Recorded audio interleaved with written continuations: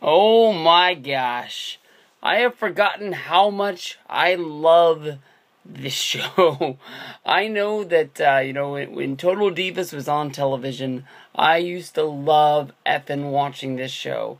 And I was a little bit surprised. I turned on the WWE Network. I turned on the live stream. I got sucked into watching Total Divas, an episode from Season 1. This ended up being Episode 11, Seeing Red. And I kept seeing things that went along with the show that I hadn't seen before. And little did I know that I found out there's episodes of Total Divas I have never seen. So I went into the video on demand section, and I fired this sucker up. This aired for the first time November 24th of 2013. Like I said, this is Season 1. November and December are always tough times for me. This would have been the week of Thanksgiving. Normally, from about the week of Thanksgiving all the way up until the day after New Year's are really, really tough times for me at work. Every day is a tough day. From between turkey season, crab season, and just basically Christmas season. We work hard. We work real hard. Basically, a lot of times we work our days off. It's hard for me even to follow up with what is going on with Monday Night Raw. That's always how I lose a lot of interest in wrestling. I always sort of say TLC is one of the least needed shows in wrestling, just because I never really know what's going on when that thing comes around. So more than likely, that's why I didn't see this episode. It was entitled Seeing Red. This was named after one of the main storylines on the show. Was basically Natalya being mad at Eva Marie.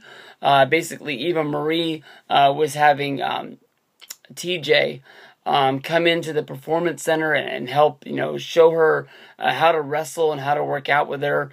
And Natalya basically was feeling that he wasn't. He shouldn't have been training her. He was training for his comeback, to come back from his injury. And basically Tyson Kidd, was wasting time with Eva Marie, a younger, more hotter girl. And, she felt that, Eva Marie was trying to scoop up her man and didn't like what was going down. There came a day for them to have a day off, and basically Natalya didn't make plans, just figured that her and Tyson Kidd were going to hang out and go do some things. And it ended up that Eva Marie had asked Tyson Kidd to come into the Performance Center and roll around for a while and help teach her how to do a sharpshooter, because she was hoping one day that she'd be able to have a match against Natalya, and she felt that if she was able to sort of steal Natalya's move inside of the ring, it would make their match a whole lot better and have a better story to go along with it. And plus, Tyson Kidd was falling for it. So basically, she went off and she did her own things while Tyson went in. And when she was done, she showed up at the Performance Center thinking that she was going to try and show off for Tyson Kidd and Eva Marie. She went up and asked Fandango, who basically was being used as a big-time star. He was getting more appearances on Total Divas at this point than he was on WWE television. I don't know if it was because of what happened to him around, WrestleMania 29, where just basically the fans went crazy for him, and WWE thought that he was the most popular guy they had, so they just said, go hang out with the Total Divas people. Make sure you get on E. This is going to be a big vehicle for us, and it'll make you a bigger star. And Natalya started, wrestling around with Fandango in the ring, and basically she was telling that Fandango that she wanted to, show off for Vince and Triple H and show that she was in ring shape and that she needed to be in the title picture. If you remember around WrestleMania 29 time with Total Divas, you saw that basically she got used a lot as just a sort of commentator, interview the stars during the show. She didn't get to walk the fashion show. She just basically was the girl that played Renee Young, walking up asking what they were wearing, if they were having a good time, and she didn't really like that job. She wanted to be one of the younger girls getting to actually work the fashion show part of it. Fandango knew that she was being used. Eva Marie knew that she made Natalya jealous, and she tried to squash it, but basically it ended up being a big fight between the girls, where basically Natalya said that she was trying to steal Tyson Kidd from her, and it went all huffy-puffy. They went back to the house. They were able to work it out. I don't even really know how they were able to work it out, they just sort of smoothed it over and they never went back to that story. Around this time was it was just after SummerSlam where Daniel Bryan won the WWE Championship for the first time. John Cena was taking time off, so Daniel Bryan was the number one, babyface of the company going up against Randy Orton, and his schedule was, being bigger because he was having to do interviews for the house shows and, promote the local towns that WWE was coming because he was that guy. And normally the time that he would be spending with Brie, he was busy, doing other things. And Brie just felt that, like, she was getting pushed way to the back. And it was actually Nikki Bella who had to step in and give, like, some of the best relationship advice of all time, just saying that, Brie wishes that she was the Divas champion and that she was, being used as the biggest, sort of female star in the company.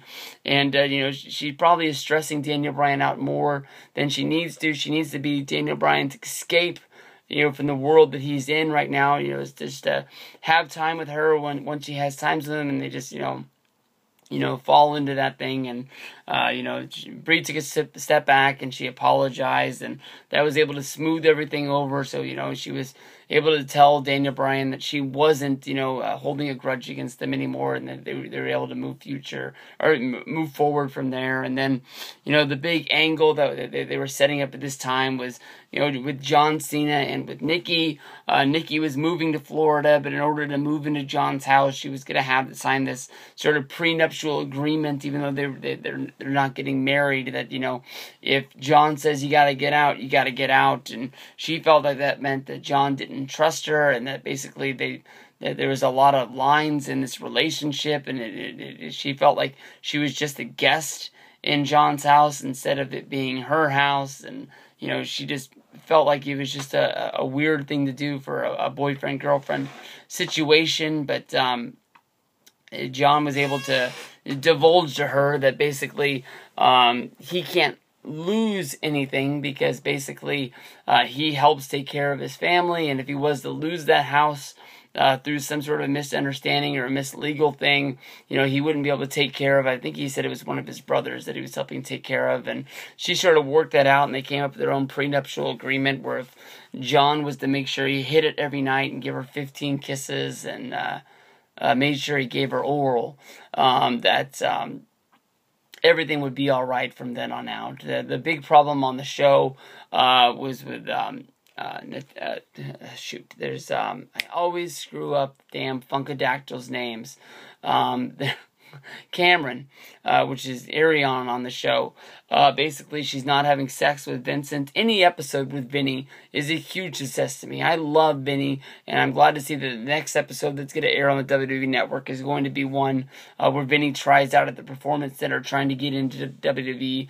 And basically, they're not having sex anymore because she thinks she has some sort of a condition where, it just hurts down there when Vinny gets in there, and he's not able to get the whole thing in. They make it seem like he's monstrously huge, and she goes to the doctor, finds out there's nothing really wrong with her, and it's something that's mental, so they go see a sex therapist, and we find out that basically she has no feelings of having sex at all, so they try and find different ways to spice the things up. So Vinny goes out to a sex shop, and he gets that big old hibachi, and a whole bunch of other, dildos and sex toys and things like that, and she starts, using this sort of whipping dominatrix baton on Vinny, and then all of a sudden, they're drinking champagne, and she said she's starting to get into it, and they're about to have some good time. But I really honestly forgot how cool this show was, and I know that once it debuts back on Sunday, it's going to be work for me in order to try and find a stream or try and find some way that I can watch it sooner than later.